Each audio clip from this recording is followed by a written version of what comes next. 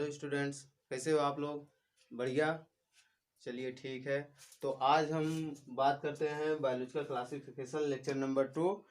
तो हम चलते हैं थोड़ा सा ब्रीफ रिवीजन के लिए। तो हमने फर्स्ट लेक्चर में देखा था कि किस प्रकार सबसे पहले जो क्लासिफिकेशन किया गया था, जो कि अरिस्टोटल के द्वारा किया गया था।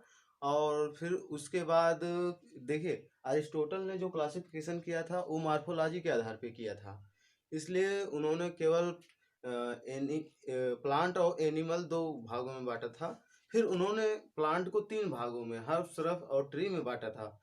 जबकि एनिमल को उन्होंने दो भागों में बांटा था। पहला वो था जिनमें रेड ब्लड थे, और दूसरा वो था जिनमें रेड ब्लड नहीं थे, अर्थात इनेमा जिसमें रेड ब्लड थे, और जो जिसमें रेड ब्लड एब्सेंट थे वो इनेमा थे। तो इसके बाद काफी दिनों बाद फिर आ गए हमारे कैरोलस लीनियस 1758 में। इन्होंने क्लासिफिकेशन करते हुए देखा तो इन्होंने दो भागों में बांटा, एक प्लांटी और दूसरा एनिमिलिया। प्लांटी और एनिमिलिया में इन्होंने बांटते हुए देखा था कि किस प्रकार की जो गतिमान हो सकते हैं, जो गतिशील हैं, उनको इन्होंने एनिमिलिया में रख दिया, और जो एक जगह स्थिर रहते थे उन्हें प्लांटी में रख दिया। लेकिन ये इनका इस प्रपोजल काफी दिन तक नहीं चल सका। फिर इनके बाद आ गए एक दूसरे साइंटिस्ट जिनका नाम था अर्नेस्ट हाइकल। हमने बात किया था अर्नेस्ट हाइकल का, 1866 में आए थे। हम लिख देते हैं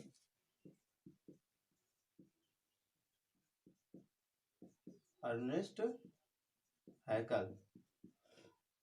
ये आए थे कितने में? 1866 में। तो अर्नेस्ट हाइकल 1866 में ये दिए थे। देखिए, जो कैरोलस लीनियस थे, सी लीनियस, ये आए थे कितने में? 1758 में। इन्होंने दिया था two kingdom classification, two kingdom system of classification. Okay. और फिर इन्होंने दिया था थ्री किंगडम क्लासिफिकेशन,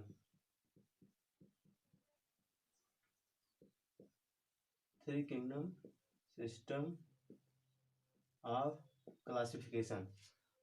देखिए, जो हमारे कैरोलस लीनियस थे, इन्होंने केवल प्लांट और एनिमल दो भागों में डिवाइड किया था। लेकिन अर्नेस्ट हैकल आके इन्होंने एक नया किंगडम बनाया जिसका नाम था क्या?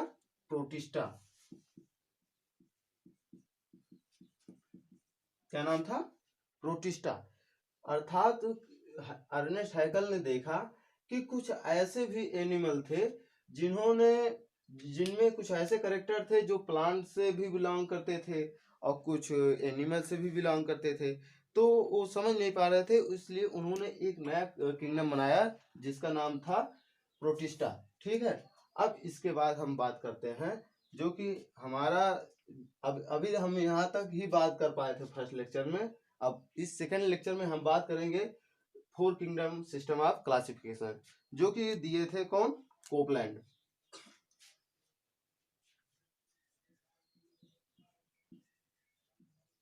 कोपलैंड ये दिए थे अपना क्लासिफिकेशन का 1956 में, फोर किंगडम ऑफ क्लासिफिकेशन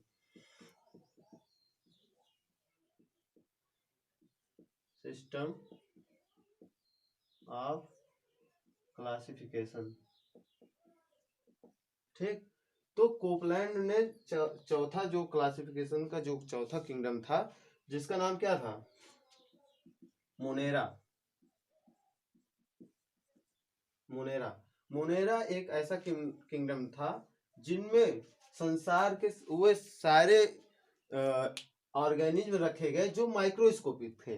अर्थात इस मोनेरा किंगडम में इन्होंने केवल और केवल उन ऑर्गेनिज्म रखे जो माइक्रोस्कोपिक थे, इसलिए इनको माइक्रो ऑर्गेनिज्म भी कहते हैं। और इसमें रखे रखे जाने वाले जितने भी ऑर्गेनिज्म उनको बैक्टीरिया कहते हैं। ठीक है। तो कोपलैंड ने इनको किस बेसिस पे प्रोटिस्टा से मोनेरा में लाके रखा। तो यहाँ बात यही है कि जब हम थ्री किंगडम सिस्टम देखते हैं तो इसमें जो अर्नेस्ट हैकल थे, प्रोटिस्टा में सभी यूनिसेलुलर और सभी प्रोकैरियोटिक और यूकैरियोटिक जितने भी ऑर्गेनिज्म थे उन्होंने सबको प्रोटिस्टा में रखा था। लेकिन कोपलैंड ने जब आए कोपलैंड, तो इन्होंने देखा कि इसमें कुछ ऐसे भी एनिमल हैं, ऑर्गेनिज्म हैं जो कि प्रोकैरियोटिक हैं और कुछ ऐसे हैं जो यूकैरियोटिक हैं। तो इस आधार पे इन्होंने जितने भी प्रोकैरियोटिक ऑर्गेनिज्म थे उनको सबको इन्होंने किस किंगडम में रखा? किंगडम मोनेरा में। ठीक है। और फिर इसके बाद अब यहाँ पे कितने बन गए पूरे?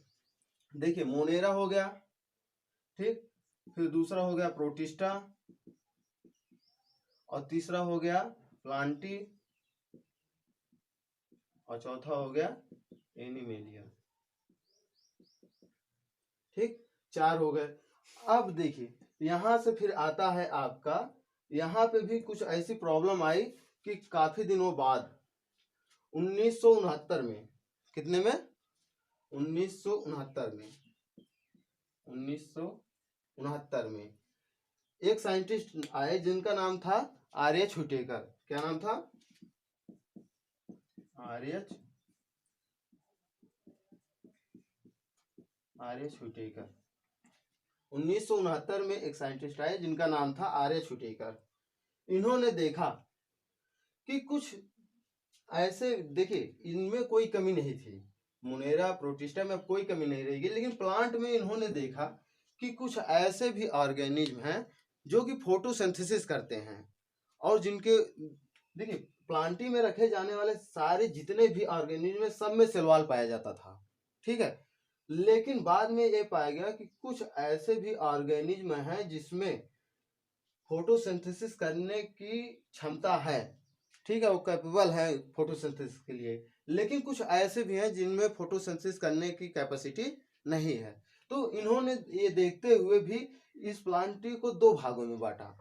पहला इसमें प्लांटी में कौन आया?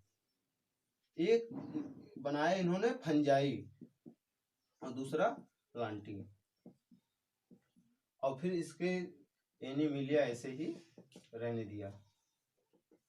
ठीक, तो हम 5 किंगडम सिस्टम में देखते हैं। तो देखिए मोनेरा, प्रोटिस्टा, प्लांटी में इन्होंने 2 भाग कर दिया, एक फंजाई और एक प्लांटी। फंजाई वो थे जो कि फोटोसिंथेसिस नहीं कर सकते थे, जबकि सेलवाल इसमें भी है और सेलवाल इसमें भी है। लेकिन ध्यान दीजिए, जो फंजाई है इसमें जो सेलवाल है वो काइटिन की बनी होती है, जबकि जो प्लांटी है इसमें जो सेलवाल होता है वो सेलुलोज का बना होता है। तो ये फंजाई फोटोसिंथेसिस करने में अक्षम थे और ये प्लांटी फोटोसिंथेसिस करने में सक्षम थे, इसलिए इन्होंने 2 ग्रुप में बांट दिया और एनिमल को इन्होंने ऐसे ही रहने दिया। तो इस प्रकार हम देखते हैं कि 5 किंगडम सिस्टम ऑफ क्लासिफिकेशन आर्य छुटेकर के द्वारा किस प्रकार दिया गया और किस बेसिस पे दिया गया। हम देखेंगे कि 5 ऐसे मुख्य आधार थे, बेस थे, जिनके आधार पर इन्होंने इस क्लासिफिकेशन को क्लासिफाई किया। हम तो देखते हैं, हम आइए एक चार्ट के माध्यम से देखते हैं कि किस प्रकार ये क्लासिफिकेशन हुआ। तो देखिए सबसे पहले टू किंगडम सिस्टम आया, कार्लोस लिनियस ने 1758 में दिया। इन्होंने 2 भागों में बांटा, पहला प्लांटी और दूसरा एनिमेलिया। फिर उसके बाद तीसरा 3 किंगडम सिस्टम अर्नेस्ट हैकल ने दिया 1866 में। इन्होंने क्या किया कि प्लांटी को इन्होंने प्रोटिस्टा और प्लांटी 2 भागों 2 किंगडम में डिवाइड कर दिया और एनिमल वैसा का वैसा ही रहा। देखिए इन्होंने जो प्लांटी किस बेस पे बांटा है इसके बारे में हम पहले चर्चा कर चुके हैं। देखिए लेकिन अब यहाँ पे बात ये हुई कि प्लांटी जो थे ये सब मल्टीसेलुलर थे और यूकैरियोट, और ये जो प्रोटिस्टा थे इन्होंने प्रोटिस्टा को किस जैसे जो पूरे यूनिसेलुलर ऑर्गेनिज्म थे सबको इन्होंने प्रोटिस्टा में रख दिया था।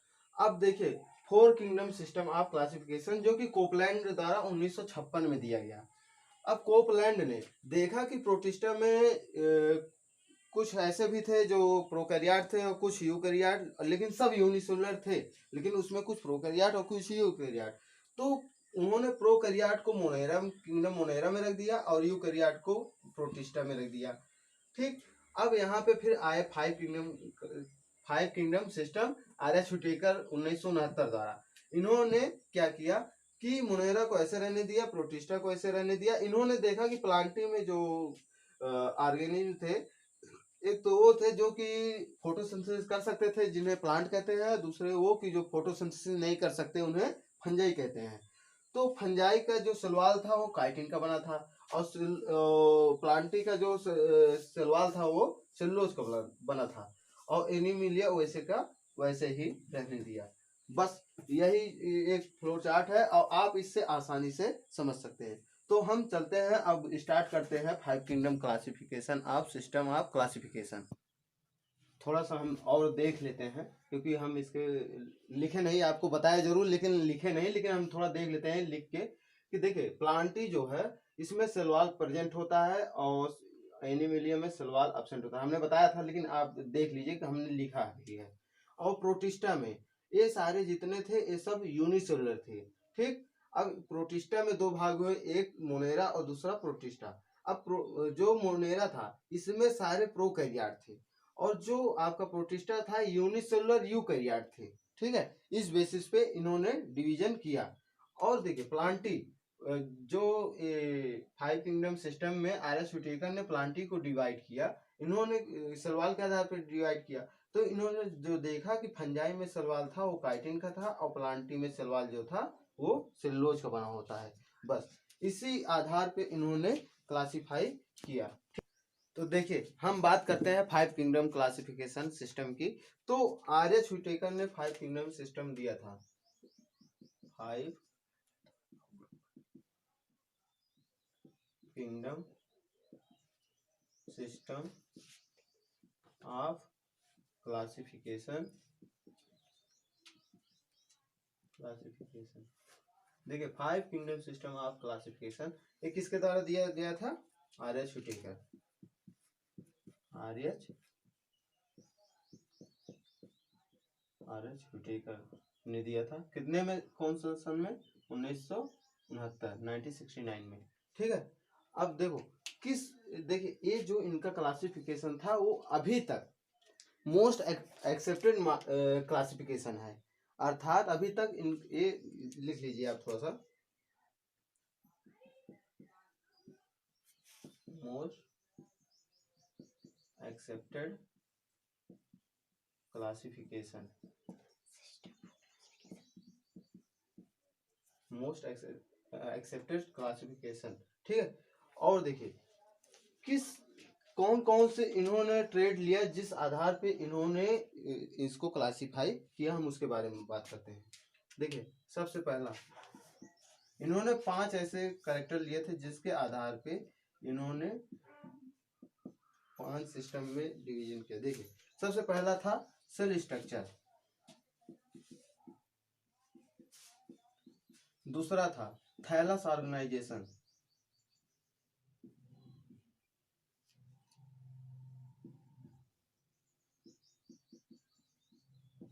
थैलस ऑर्गेनाइजेशन, और तीसरा था मोड ऑफ न्यूट्रिशन, और चौथा था मोड ऑफ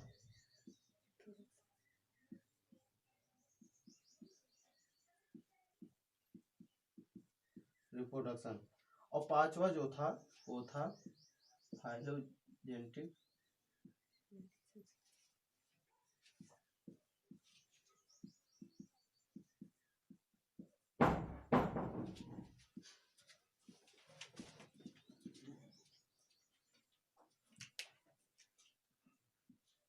ठीक, देखिए 5 ही ऐसे मेन मुख्य कैरेक्टर थे जो जिसके आधार पर देखिए cell wall structure, thallus organisation, mode of nutrition, mode of reproduction और फाइलोजेनेटिक रिलेशनशिप।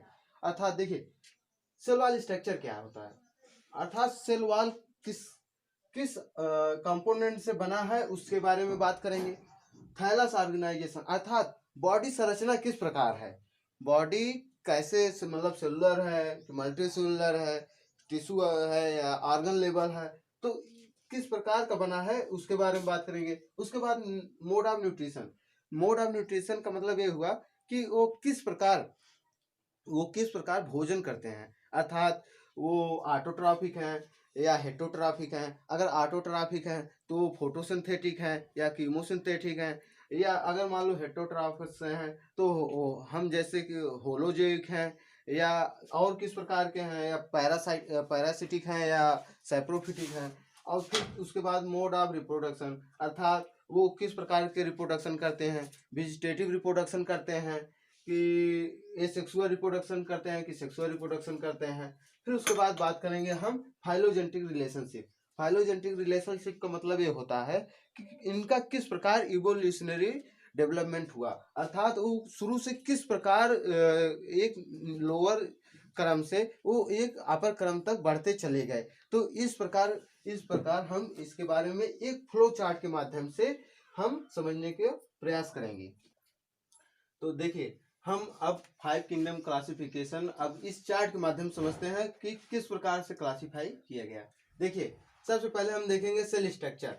जो देखिए सेल स्ट्रक्चर जब देखेंगे तो हम सबसे पहले मोनेरा जो किंगडम था उसमें सब जितने भी प्रोकैरियोटिक एनिमल थे वो किंगडम मोनेरा में रखे गए थे। उसके बाद फिर प्रोटिस्टा में यूकैरियोट, और फंजाई भी यूकैरियोट थे, और प्लांटी भी यूकैरियोट, और एनिमलिया भी यूकैरियोट।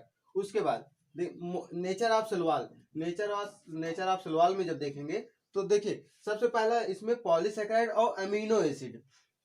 देखिए, जो मोनेरा का सेलवाल था, मोनेरा का सेलवाल पॉलीसेकेराइड और अमीनो एसिड से मिलकर बना है। अब इसमें भी जो आपका पॉलीसेकेराइड, इसमें एक होता है म्यूरेमिक एसिड, ठीक है। कौन सा होता है? Muramic acid. देखिए, इसमें जो पॉलीसेकेराइड होते हैं ज्यादातर म्यूरेमिक एसिड होते हैं और पेप्टाइडोग्लाइकन होते हैं। दूसरा कौन सा होता है? पेप्टाइडोग्लाइकन। इनका जो सलवाल होता है वो म्यूरेमिक एसिड और पेप्टाइडोग्लाइकन से मिल के बना होता है। और प्रोटिस्टा का जो सलवाल होता है, देखिए प्रोटिस्टा में कुछ जो फंजाई से बिलोंग करते हैं, उसमें जो सलवाल होता है वो काइटिन से रिलेटेड होता है। जबकि इसमें जो प्रोटिस्टा जो एल्गी से रिलेटेड होते हैं, उसमें जैसे सेलुलोज या जो प्लांटी के कुछ मेंबर्स होते हैं उसमें सेलुलोज के बने होते हैं, और फंजाई में आपका काइटिन से बना होता है, या भी एक पॉलीसेकेराइड होता है, ठीक है। और फिर प्लांटी सेलुलोज से बना होता है इसका सेलवाल, और एनिमेलिया में एब्सेंट होता है, ठीक। अब थैलस ऑर्गेनाइजेशन की बात करते हैं। थैलस क्या होता है? थैलस देखिए, थैलस का मतलब ये होता है कि जब किसी भी ऑर्गेनिज्म या बॉडी का वह भाग जिसे हम उसके पार्ट में डिवाइड नहीं कर सकते, जैसे प्लांट के केस में हम थाइलस देखते हैं, तो हम कह सकते हैं कि जब हम उसे रूट, लीफ और स्टेम में डिफ्रेंशिएट नहीं कर सकते तो उसे थाइलस कहते हैं। और इसी को हम देखते हैं किस प्रकार इसमें किया गया है। देखिए, मोनेरा का जो होता है वो सेलुलर होता है, अर्थात ये सिंगल सेल के बने होते हैं, इसलिए ये इनको यूनिसेलुलर भी कहा जाता है। और आपका प्रोटिस्टा ये भी यूनिसेलुलर होता है, इसलिए सेलुलर लेवल ऑफ ऑर्गेनाइजेशन इनका बोला जाता है। फंजाई जो होता है वो आपका मल्टी सेलुलर होता है, या अगर मान लो ये टिश्यू बना रहे हैं तो बहुत ही लोअर क्वालिटी के टिश्यू बनाते हैं, ठीक। और उसके बाद फिर फंजाई ये हो ही गया। प्लांटी में जो देखिए, प्लांटी का जो थैलस ऑर्गेनाइजेशन होता है, देखिए प्लांटी के केस में ऑर्गन कहना गलत होता है, ठीक है। प्लांट में ऑर्गन जैसा कोई भी पार्ट होता नहीं, उसमें सारे जितने भी सिस्टम होते हैं सभी टिश्यू लेवल के होते हैं, ठीक है। तो यहाँ पे टिश्यू लेवल ऑर्गेनाइजेशन होता है। एनिमेलिया में आपका टिश्यू भी पाया जाएगा, ऑर्गन भी पाया जाएगा, ऑर्गन सिस्टम भी पाया जाएगा, ठीक है, जिससे आपके बॉडी का निर्माण होगा। फिर उसके बाद हम बात करते हैं मोड ऑफ न्यूट्रिशन। देखिए, मोड ऑफ न्यूट्रिशन में सबसे पहले देखिए हम दो चीज आपको बता दें कि मोड ऑफ न्यूट्रिशन मेनली दो प्रकार के होते हैं, ठीक है। पहला होता है जो वो होता है ऑटोट्रॉफिक, ऑटोट्रॉफिक, और दूसरा होता है हेटरोट्रॉफिक। देखिए ऑटोट्रॉफिक क्या होता है। ऑटोट्रॉफिक ऑर्गेनिक वो ऑर्गेनिज्म होते हैं या इस प्रकार का जो आपका मोड ऑफ न्यूट्रिशन ऐसा प्रकार का होता है जिसमें वे ऑर्गेनिक जो अपना भोजन स्वयं बनाते हैं, प्रकाश की उपस्थिति में, जल की उपस्थिति में अपना भोजन स्वयं बनाते हैं, उन्हें हम ऑटोट्रॉफिक कहते हैं। और वे एनिमल या वे ऑर्गेनिक जो इसी जो ऑटोट्रॉफिक एनिमल है उनके ऊपर, या ये कहिए कि आप इनडायरेक्ट रूप में ये ऑटोट्रॉफिक जो होते हैं उन पे आश्रित होते हैं, तो इन्हें हम कहते हैं हेटरोट्रॉफिक। ठीक। अब देखिए यहाँ पे आपका मोनेरा किंगडम में ऑटोट्रॉफिक और हेटरोट्रॉफिक दोनों पाए जाते हैं। ऑटोट्रॉफिक में कीमोसिंथेटिक और फोटोसिंथेटिक। कीमोसिंथेटिक वे ऑर्गेनिज्म होते हैं जो कीमोसिंथेटिक करते हैं, जो कि अपना केमिकल से अपना भोजन, जैसे ऑर्गेनिक या इनऑर्गेनिक मटेरियल से अपना भोजन बनाते हैं, तो उन्हें कीमोसिंथेटिक कहते हैं। और फोटोसिंथेसिस आपको हम पहले ही बता चुके हैं कि वे ऑर्गेनिक जो प्रकाश की उपस्थिति में अपना भोजन बनाते हैं, फोटोसिंथेसिस द्वारा बनाते हैं। हेटरोट्रॉफ्स वो होते हैं, जैसे हेटरोट्रॉफ्स में दो प्रकार है, पैरासिटिक और सैप्रोफिटिक। पैरासिटिक वे होते हैं जो जो लाइक एस एक लिविंग ऑर्गेनिज्म पर, लिविंग ऑर्गेनिज्म से अपना भोजन प्राप्त करते हैं, वो पैरासिटिक होते हैं। और वे ऑर्गेनिक जो एक डेड मटेरियल से अपना भोजन प्राप्त करते हैं उन्हें हम सैप्रोफिटिक कहते हैं। और ये हो गया आपका मोनेरा। प्रोटिस्टा में आपका देखिए ऑटोट्रॉफिक पाया जाता है जो कि फोटोसिंथेटिक होता है, और हेटरोट्रॉफिक होता है जो कि आपका पैरासिटिक और सैप्रोफिटिक दोनों प्रकार के इसमें पाए जाते हैं। फंजाई में हेटरोट्रॉफिक में इसमें सारे जितने भी ऑर्गेनिज्म होते हैं वो सिर्फ हेटरोट्रॉफिक मोड ऑफ न्यूट्रिशन को ही शो करते हैं। अब इसमें पैरासिटिक भी होंगे और सैप्रोफिटिक भी होंगे। प्लांटी में इसमें सारे जितने भी ऑर्गेनिज्म हैं ये सारे के सारे फोटोसिंथेटिक होंगे, अर्थात ये सभी के सभी ऑटोट्रॉफिक ही शो करेंगे। उसके बाद एनिमिलिया, ये एनिमिलिया में सारे जितने भी ऑर्गेनिज्म हैं ये सभी के सभी सब हेटरोट्रॉफिक ही होते हैं। अब उसमें कुछ ऐसे होते हैं जो होलोजोइक होते हैं और कुछ बहुत कम मात्रा में आपके सैप्रोफिटिक होते हैं। देखिए होलोजोइक का मतलब क्या होता है। होलोजोइक का मतलब ये होता है कि जब कोई ऑर्गेनिज्म अपना भोजन उसे निगल कर अपने अंदर ले जाता है तो उसे बोलते हैं क्या, होलोजोइक। ठीक। अब बात करते हैं हम सबसे लास्ट, वो है फाइलोजेनेटिक रिलेशनशिप। फाइलोजेनेटिक रिलेशनशिप क्या होता है, इसका अर्थ ये होता है कि किस प्रकार से इवोल्यूशनरी इनका डेवलपमेंट हुआ है, अर्थात कहाँ से इनका विकास हुआ है। तो हम देखते हैं कि सबसे पहले जो बनने वाले इस ब्रह्मांड में सबसे बनने वाले पहले ऑर्गेनिज्म थे वो मोनेरा थे। उसके बाद फिर प्रोटिस्टा के आए, अब प्रोटिस्टा के बाद फिर प्लांटी बने, प्लांटी के बाद फिर फंजाई है, और उसके बाद फिर एनिमिलिया है। तो इस प्रकार आप देख लीजिए एक बार चार्ट बढ़िया से, और आप इसे एनसीईआरटी में देख सकते हैं, आपके एनसीईआरटी में दिया गया है, और आप इसे नोट भी कर लें। ये बहुत ही इंपॉर्टेंट चार्ट है और इससे काफी सारे क्वेश्चन आपसे पूछे जाते हैं। ठीक। तो आप अब इस चार्ट को बढ़िया से पढ़िए और ध्यान दीजिए, और हम इसके बाद हम आपसे आगे बात करेंगे नेक्स्ट लेक्चर नंबर 3 में, वो भी किंगडम मोनेरा के ऊपर। ठीक। ओके। तो इस प्रकार आप देख रहे हैं कि यही चार्ट जो है आर.एस. हुटेकर द्वारा दिया गया था, जो कि मोस्ट एक्सेप्टेड इनका ये मॉडल रहा, और इसी के बारे में हम अभी तक पढ़ रहे हैं। तो अब आप आगे लेक्चर 3 में देखेंगे कि किंगडम मोनेरा किस प्रकार से हम उसके बारे में देखेंगे। अब आपसे एक निवेदन है कि आप biology lecture by Shivam Sharma को ज़्यादा से ज़्यादा शेयर, लाइक और सब्सक्राइब करवाएं। बस आपका धन्यवाद।